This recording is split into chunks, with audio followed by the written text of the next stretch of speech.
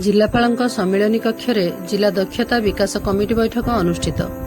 आज मध्याह्न 1 घंटा समय जिलापालଙ୍କ सम्मिलनी कक्षरे जिला दक्षता विकास कमिटी बैठक जिलापालଙ୍କ अध्यक्षतार समस्त सदस्यଙ୍କ उपस्थिति अनुष्ठित हो जाइछि। एथिरे अद्यावधि चालुथिबा प्रशिक्षण उपरे आलोकपात करा जायथिला। एही आर्थिक वर्ष रे थिबा टार्गेट को पूरण करिबा पई किछि ट्रेनिंग कंपनी को डका जायथिला। सेमाने निज निजर पारदर्शिता कमिटी आगरे उपस्थापन करथिले। तन्मध्यरु BGP India special project mobile repairing hardware एवं पुरुषोत्तम एजुकेशनल ट्रस्ट को domestic mechanic home appliance trader प्रशिक्षण निमंते सिद्धांत नियागला।